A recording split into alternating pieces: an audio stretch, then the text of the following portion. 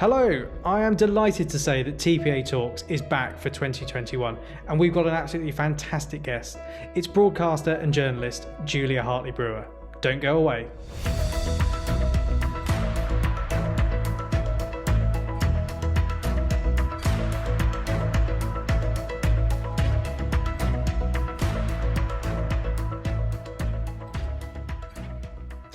Julia, thank you so much for joining TPA Talks today. It's an absolute pleasure to have you on the show. At the time of recording, we're in lockdown 3. How are you coping? 47. Exactly. How are you coping this time around? I've got to be honest with you, it's completely dependent on the day. It's a lot harder than the first lockdown, particularly because I've got a daughter, a teenager who's still off school, and the prospect of many more weeks off school just fills me with horror for her. But the weather is really miserable as well, because you can't even enjoy a nice sunny warm walk anymore, or a picnic. So I think it's getting me down, but I think more so because I now know 100% that it is costing lives unnecessarily. And I think to sort of be in lockdown and know that your country is being ruined and your fellow citizens are struggling with mental health problems and children not having lessons and things, it's just really painful to watch my country sort of do this to itself. Absolutely. Well, the sooner we can get out of it, the better. Now, you're uniquely placed. You're in the media. You get access to a lot of stuff that's coming out of the government. One of the things that obviously we pick up on at the Taxpayers Alliance is the amount of wasteful spending. I mean, we've seen, I think, 10, 12 billion on the test and trace system, which is essentially a glorified spreadsheet that didn't work particularly well. I spoke to a friend of mine in the IT profession who said it's the sort of thing you could do for £500,000 absolute tops. How do you think, from the sort of spending point of view, that the government has handled the crisis, but also do you think ministers have been, properly held to account in that regard as well? I think it completely depends what they've spent it on, because the things they've done well, like, for instance, buying loads of vaccines, far more than the country could ever need, taking a punt on which vaccine was going to come good first, for making sure that we were first in the queue. They've done a brilliant job, apparently all thanks down to Kate Bingham, who actually had some nous in this area. But again, on things like PPE playing way over the odds, we should have had stocks of PPE. Why didn't Public Health England do its job and stock up on PPE? That was literally its job, to prepare for a pandemic, to protect public health. Meantime, they were spending all their time worrying about us seeing a chocolate bar or a burger on an advert on the tube. I mean, quite insane stuff that they were up to, and will no doubt want to get back to if they were still in existence. But when it came to things like test and trace, and indeed the PCR test, the lateral flow test, I mean, that's where huge sums of money are being spent. And there are really big question marks about this, because the government seems to have a view, particularly Matt Hancock, the health secretary, that if you've spent lots on it, it must be better. And it's almost a sort of the designer thing. Well, if they're charging lots, they must know what they're doing. And I do worry that there are a bunch of cronies and people with lovely Tory contacts, Tory donors, friends of, went to university with, husbands and wives of, who have got in on the act and have profited as a result of the pandemic. And frankly, I don't know how they sleep at night, but I'm not responsible for their morals, but I am, as a taxpayer, helping to pay for this stuff. So I think there needs to be a lot more accountability. I think in the early stages of the pandemic, the first few weeks, where there was just that blind panic, the entire world was trying to get hold of face masks and plastic gloves, fair enough, things go wrong then. But I think the many, many months since, the huge billions on the test and trace, as you say, totally unnecessary to spend that money, and it didn't work as well.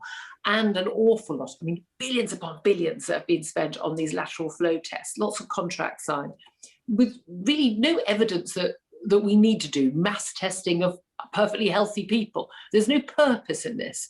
It's just scaremongers. It just keeps the pandemic alive. It doesn't actually in any way serve any purpose, because these tests are designed to be worked on people with symptoms.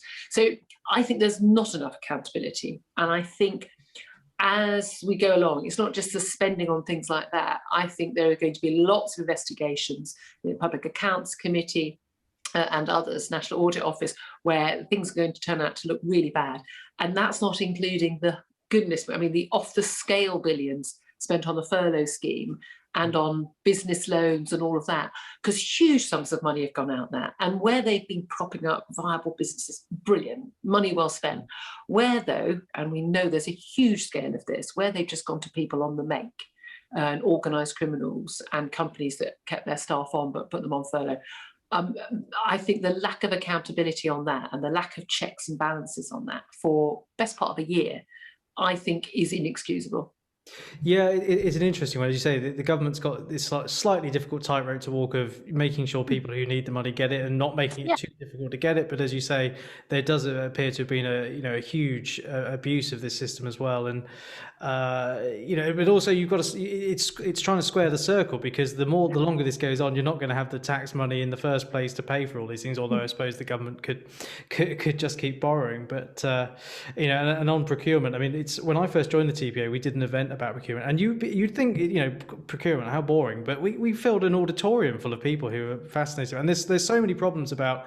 I've spoken to people about this. You can't get a contract unless you've done that sort of contract before, so you can't even apply for the. So how are you supposed to get the contract? But then the opposite applied during the pandemic, when it became the early weeks and months. Hello, I run a flower store, but I'd like to provide you with PPE. I don't speak Chinese. I have no contacts in China. I don't know how to make PPE. I don't know what PPE is. But yeah, I'd like to sign a £100 million contract to provide you with some. I mean, a lot of this was crazy. And also particularly civil servants should not be allowed by law to sign contracts. They clearly have no understanding. We've seen this with every IT contract, with every, the purchase of military equipment on a grand scale. There is clearly a complete lack of expertise among the Sir Humphreys in Whitehall in terms of really basic reading of contracts. I mean, my 14-year-old could probably save us a few billion, but with a cursory read of some contracts that the civil servants seem to be utterly unbothered by. That's money that people had to earn. That's literally money that was in people's pockets, in their bank accounts. They were going to spend on food for their kids, or I don't know, a holiday, a new car. This is real people's real money, and they just seem to think it's just numbers on a spreadsheet, and it's meaningless. And it's not meaningless. And if they were spending their money, they might actually bother reading those contracts properly. Absolutely. Did you see the Information Commissioner's Office spent £6,000 at Hotel Chocolat the other day? I mean, it's absolutely scandalous. That's the sort of expenditure I can understand. That I'll justify. But exactly on what basis? But imagine thinking that was okay. That's the thing. Imagine the mindset that thinks that that's okay. Yeah, no, absolutely. Sort of changing tack slightly. Do you think that media personalities like yourself, and I think Mike Graham as well at talkRADIO, and indeed a lot of people at talkRADIO, do you think they've done a better job of holding the government to account than the opposition have? Oh, good Lord. I mean, I don't think the opposition is, I can't even see the point sometimes of the Labour Party. What is your opposition other than, their policy is literally, I'd have done that sooner. I mean, that is the Labour Party right now is just basically an old lady at a bus stop. I'd have done that sooner. It's not opposition at all. I have to say, I've been incredibly proud of what we've done at talkRADIO over the pandemic. Certainly I was not someone who was opposed to the lockdown when it first happened in lockdown 1, all those many months ago. I was fooled. I'm annoyed at what a cynical hack became someone more trusting. I trusted what the medical advice was and the scientific advice, and I agreed with the government in terms of when their timing of their lockdown and the reasons for the lockdown, and supported it. Already had COVID myself at that point.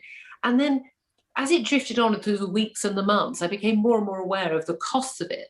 And I was absolutely stunned by how many people in the media who were normally very critical of government they were critical of, PPE contracts and things, but not critical of the actual policies that were hurting people who weren't necessarily ill with COVID, risking COVID. And they seemed to be totally blind. And it's only in recent weeks that some of the mainstream media, Sky, BBC and others, seem to have woken up to the idea that, is a load of children off school, is that causing a problem? I didn't realise that. You just think, where have you been? Do you not know any children who are missing school? Where are all these people in terms of do they not know? Do they not walk down the high street and see all the shops closing down? Do they not know people who've lost their businesses, people who've lost their jobs, people who are going stir crazy on furlough? I find it really strange that they have just totally and utterly just vacated the battlefield in terms of offering opposition. And not opposition for opposition's sake, because they gave opposition when it was, oh, we should have locked down sooner. Oh, we should have locked down harder. Oh, we shouldn't come out of lockdown. But the opposition has been one way. The criticism has been completely and utterly one-sided the whole year. And talkRADIO is one of the few broadcast media. There's been some valiant work done by the Spectator, the Telegraph, the Mail, in the print media. But we're the only broadcast media that's been saying, hang on, what have we done to our country? Are we sure this is a good idea? Do you think, though, that some of the press have been scared off doing that? Because after what happened with talkRADIO being taken off YouTube, effectively censorship of the press. Yeah. Because I think, I can't remember if it was the debate with Peter Hitchens and Mike Graham that did it. But I mean... No, I know, that's the thing. I know exactly which interviews. They were all interviews that I did on my show. Okay. It was clearly targeting me, and it all happened around the same time that, I won't even mention his name, he's such a no-mark, a Tory MP and others decided to have an orchestrated attack on me, Toby Young, Alison Pearson at the Telegraph, and various highly, highly respected professors at Oxford University. And so the Great Barrington Declaration scientists, it was clearly all highly orchestrated.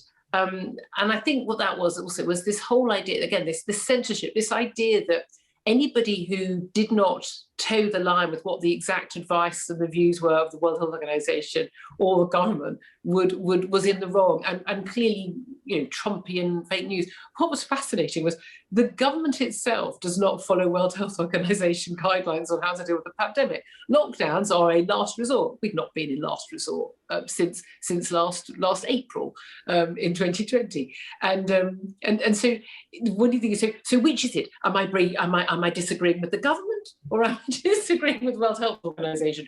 Which one? If I disagree with either, and those are different policies, then I'll be taken off there. No, I think YouTube saw the error of their ways, put it that way, when it was pointed out to them this was just blatant censorship. And there's no one on talkRADIO who's who thinks that COVID is just a flu, or thinks that it is not real or anything. This COVID denying and all that stuff is a load of nonsense. No one at my station feels that way. I mean, have you ever known that sort of censorship before in your career? To be essentially, you could argue, have a limb chopped off, just for having a debate, essentially. No, I haven't. I've never seen anything like it, and I've certainly not seen the attacks like a website set up by a government, an MP on the government payroll, with a Tory party position, setting up a website, actually not just listing journalists. I don't care. You can list my name. I've got the skin of a rhino. But highly esteemed academics, and accusing them basically of lying and promoting disinformation when you're talking about people like Carl Hennigan, the professor of evidence-based medicine at Oxford University, for God's sake. I mean, really? It's extraordinary. And the fact that MP hasn't frankly had the whip withdrawn tells you that it's been agreed by the government.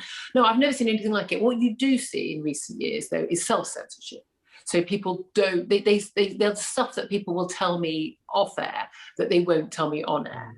And I can tell, for instance, there are a heck of a lot of medical experts and scientists, and indeed many members of the cabinet, because I speak to them as well off the record, who are horrified by the lockdown policy, desperate to get out of it and think it's all mad and insane.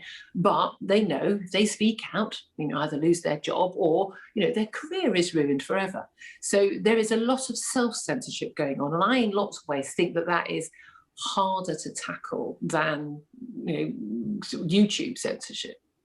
Yeah, I mean, there's quite the relationship between the press and the cabinet, the government, is quite interesting. I mean, you've now got the situation, it seems to me, where the government are paying a lot of advertising money to be put in major national newspapers, television stations. I mean, that must surely create a conflict of interest. And also, if you're a journalist trying to get a scoop from inside the cabinet or whatever, you don't really want to upset those people, do you? So do you think that sort of explains I mean, I think we've seen polling recently that suggests, the BBC's favourability, trust, etc., has fallen with the general public. Do you think that's, all related? Yeah, I do. Yeah. I think it is absolutely fascinating that say, certainly the broadcasters like Sky, who rely on advertising, I find it extraordinary that they basically are sort of pushing for lockdown. Always their questions at press conferences always,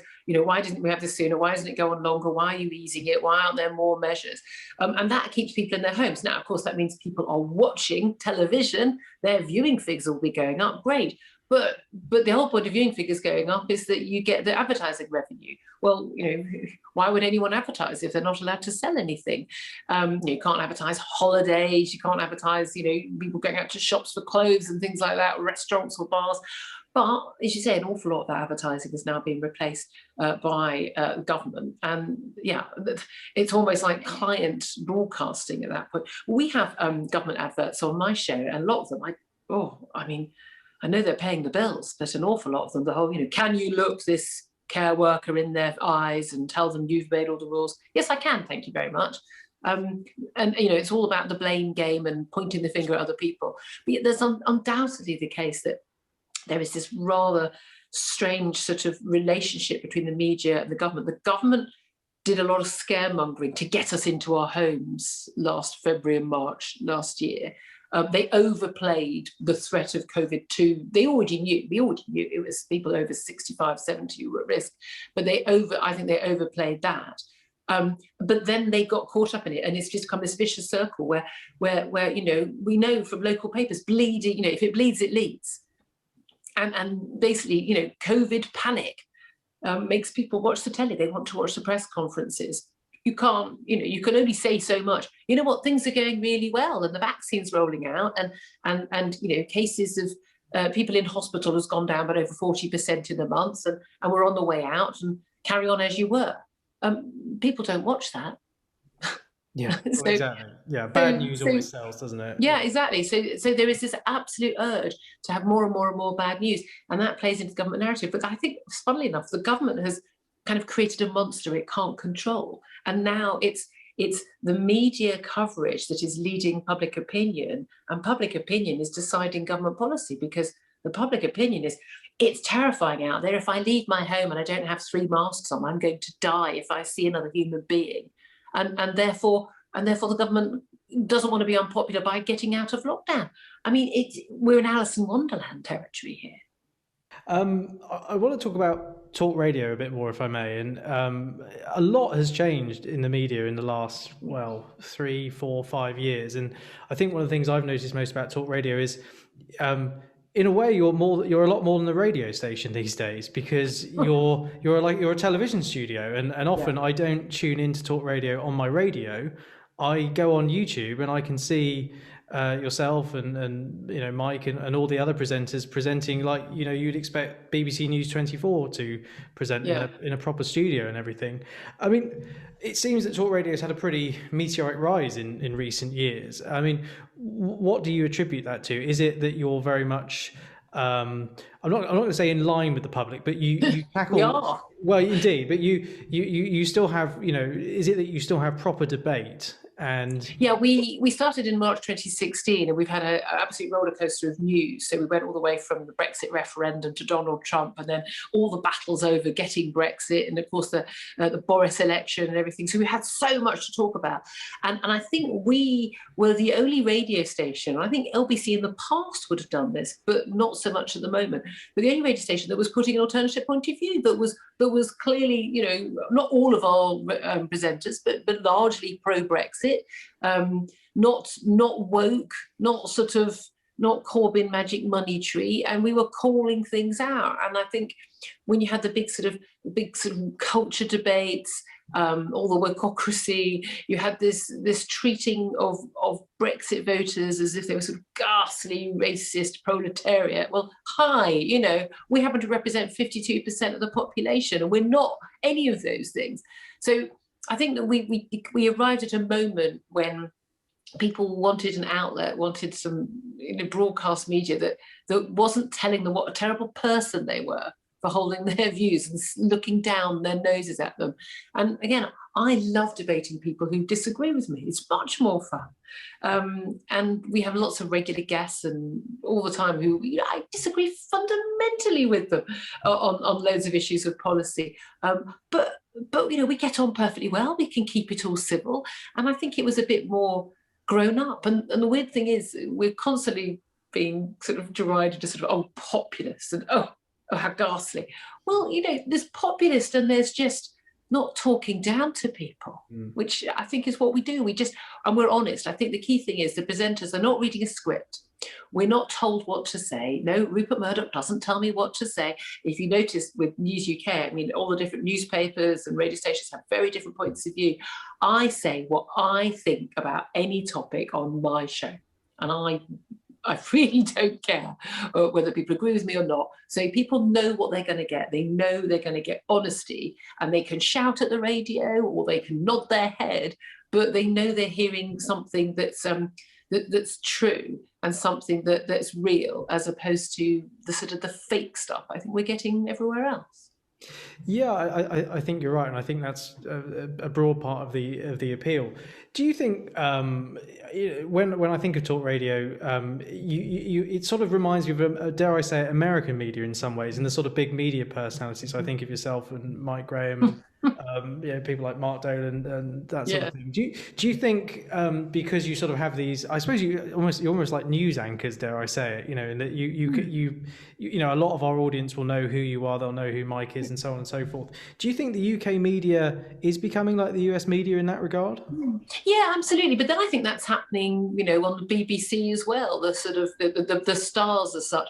I still find it strange when people say I'm a personality. I'm just a news journalist. I'm a news hack. I started out on local newspapers, going to the local police station to get stories and going up high-rise council blocks to interview people who've been a victim of crime. I've done the full press normal route up. So I never think of myself in that way. But I'm now aware that people will come up to me in queues and the supermarket, and I look daggers in places like Hampstead Heath, Ramona Central.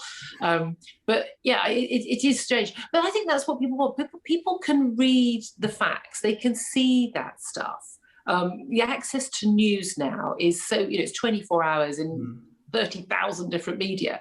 And so they want to have something with a bit of a punch. But often the people who are critical of that and critical of me or talk radio or Mike Graham or whoever they think it's fake. They think it's being done for effect, or you're being paid to do that. Actually, you know what? I think I may have had a much more successful career if I hadn't been honest about my opinions on things like Brexit or lockdown. And the hate and the abuse you get from some quarters, sometimes you do question whether it's worth it. It always is, by the way, to be honest, and speak the truth as you find it. But no one does it for effect. Anyone who knows me, genuinely, I am exactly the same person on air and off air, except I swear more off air. That's the only difference. Well, we get leveled with the same charge that we're being paid to set. But anyone who knows my background knows I come from, I believe in free markets and lowering taxation as much as possible and getting rid of wasteful spending. All things I thought were common sense growing up. But there's a clique out there on Twitter. That's another thing I always say to people is, Twitter is not England. Oh, well, Twitter just isn't real life at all. I do love Twitter. It's one of my favourite things in the world. And one of my favourite things particularly is like being on holiday and just going in and writing a tweet and going, there you go, there's the grenade, have fun everybody, and then going off to have a cocktail. It is fun, but again, it's not real life. And God, Brexit referendum showed us that, didn't it? All of the elections ever since showed us that. It doesn't represent real life. And I'm fascinated by the number of people, the Corbynistas, the Ramonas, and I do think also there's an element where the lockdown fanatics, there are people going along with lockdown because they're scared. And there are people who, they're genuinely concerned, and also they're law-abiding citizens. They just do the right thing because that's what you have to do. But they don't necessarily agree with a lot of this stuff, and I think that gets drowned out when the media, in particular, just focuses so much on what someone said on Twitter. and a poll on Twitter. And actually, it's not necessarily representative of how ordinary people think. No, absolutely. And that sort of actually is a neat little segue onto the BBC, which I wanted to ask you about, which is what do you see a future for the BBC? Because it comes up time and time again throughout the course of the year. We've just seen the licence fees gone up by another £1.50 to £159, and some people say, "Oh, it's no money." Well, as I always say, to a family of four, trying to put food on the table, it's a lot of money. £1.50 extra is not going to be noticed by most people, let's be honest. But the principle of the fact is, well, hold on a minute, you've barely been able to make any programmes in the last year. Everyone else has, tightened their belt. They've put people on furlough. But no, by all means, spend more money, the BBC. Now, I'm not someone who thinks, let's abolish the BBC. I don't even necessarily think they should move on to a Netflix mode or take advertising. I think there's a role for them internationally, and to provide news and some basic programming here in the UK. What there isn't a role for them for is to be this huge multimedia organisation where they stifle everybody else's ability to produce news. So, the BBC News website, incredibly biased, politically woke, unrepresentative. I mean, obsessed with race, obsessed with trans issues, obsessed with everything, that stuff that most people, frankly, including most ethnic minorities and trans people, couldn't care less about. Obsessed with green. All things, they're just not representative of the British population. An awful lot of their local news completely makes it impossible to make commercial local radio viable at all. They're not providing a service that wouldn't be there otherwise. They are making that other service impossible. And I don't see the point of the BBC being, in providing, Radio 1. What's the point of Radio 1? We've got plenty of commercial stations. Someone will produce a radio, a pop-playing radio station to provide what people want. So I think they should get out of the mass market, and they should just be providing the stuff which other people won't provide. And then I'm more than happy to, through my taxes, just through the taxes rather than a licence fee, provide funding for that. That seems reasonable to me. But this massive multinational conglomerate that they've become, no, it's ridiculous. This is empire building, not a public service anymore. Yeah, I mean, one of the things that people often say to us is, you've got I always pick on him, but you've got the Gary Linekers of the world on Mega Millions. But someone's always, the BBC should be like a training ground for people trying to get into the journalism world who could probably do a perfectly good job, but you don't have to pay them as much. But then they go on to bigger and better things, rather than seeing all that money go up in smoke on Mr. Lineker. Right, one final question before we let you go. Now I try and describe your voting intention as best I can. You're seen as centre right, but I think I keep being told I'm far right. Oh, okay. I voted for Brexit. I think maybe floating voter might be maybe. I am. I'm always fascinated by people telling me how they know how I vote. So you're probably a bit like me. At some point, you voted for everyone, more or less. But how do you see the political scene shaping up in the next 10 years? I mean, where do you think most people will call home in sort of 10 years' time? I think it's a very brave and foolhardy soul who would try and make that prediction. Do you remember back in 2010, it's the end of two-party politics? And then what did we have? Back in 2017, did we end up with 85% of votes going to two major parties? I don't think it's possible to predict. I think there's so much flux, but I think that's a great thing. I think one of the worst things about our electoral system is, and we've had the same in America for many years as well, is parties being able to just count on someone's vote. The whole put a red, rosette on a donkey and people will vote for it in some constituencies and blue in others. I think everyone should be a floating voter. I think everyone should say, who will be the best prime minister? Who will be the best party to actually look after this country? I tend not to vote for who I think will look after me. I'm already privileged. I don't need looking after, thank you very much. But who I think will make things better for people in this country and do the right thing world stage, economically, social policy and everything, I make a decision at each election. I usually got a pretty good idea long before the campaign starts, but certainly I have voted for virtually all the major political parties and some fringe parties over the years. Each time I've just felt that is the right party for me. I also vote tactically a lot, depending on which constituency I've lived in. I voted differently in mayoral elections and the local election at the same time. And certainly in European elections voted for different parties. So I think everyone should vote at each election, based on what's the right decision at that time. And that's the thing, I don't think it'd be a surprise to know who I voted for back in December 2019. But I mean, people say, "Oh, Boris Johnson. Oh, well, you own him. The choice was Boris Johnson or Jeremy Corbyn." I don't really feel there was a choice at that point. There was Brexit or an anti-Semite idiot. I mean, I'm sorry. This was not a complicated decision for the people who voted for Boris Johnson there. Yeah. I mean, do you think we'll ever get a major third party established again? I think it's perfectly possible for another party to come through. But again, as we've seen with Nigel Farage, both with UKIP and with the Brexit Party, they don't need to get very many votes in a general election to have an influence. And I think that's where it is. The minor parties sort of steer the major parties to different directions. So I think the key thing is it's very important to have a viable opposition. So Keir Starmer is much more viable. I don't think there'd be people. I don't think we'd have hundreds of thousands of people who fear for their and their family's safety, and they would therefore have to leave the country if Keir Starmer got elected in the way that if Jeremy Corbyn did. And that makes it, more of a debate. And then we can actually talk about actual policies, real things that affect people's lives, whether their taxes go up or down, or whether public services get better or not, and the stuff that really matters. So I think that's important. But as long as there is a viable choice for the electorate, then we can have a sensible debate.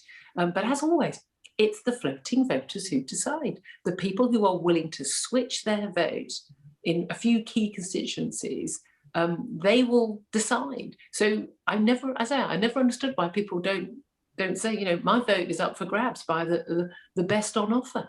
And I'm sure whoever gets elected or is on the opposition benches at talkRADIO will be continuing to put their feet to the fire. Just one quick final question. I assume you see a rosy future ahead for talkRADIO? You've got some competition coming up the way with the new GB News channel, I think. But well, there is that. Yeah, we are fundamentally still a radio station on the internet. GB News will be up against, I think, the BBC and Sky. And I'm really looking forward to watching. I wish GB News had been up and running during 2016 and the whole of the last year. We'd have actually had something on the television to watch that was something different. Of course, News UK have got their own plans. I mean, a lot of this stuff is up in the air, but I think it's great that all competition is good. All competition is good. Then it gives the customer gets what they want, and it actually pushes the established media to actually pay attention to their demographics who watch them and actually provide what people want to hear. And that's not biased news that people want to hear, because they're already getting that. Being told constantly about plastic in the oceans and on lockdown, just constantly told we need more lockdown. To actually have some freer, more open debate. I don't care who provides it, as long as someone provides it. And actually, the idea that British media is going down the American or Fox News route, it's a load of nonsense. This is about providing more balance in the mainstream media, so people have actually got a choice. And if people don't feel they're getting a wide range of accurate news, they won't watch. It's as simple as that, but give people an alternative. I think that's a great note to end on. Julia, thank you so much for coming on TPA Talks today. We're very grateful to you, and hopefully we'll see you again soon. Thank you very much. We really enjoyed it. Well, my thanks to Julia for joining us on TPA Talks today. I hope you've enjoyed the episode, and we've got plenty more planned for the year ahead. So please don't forget to like, comment, and subscribe.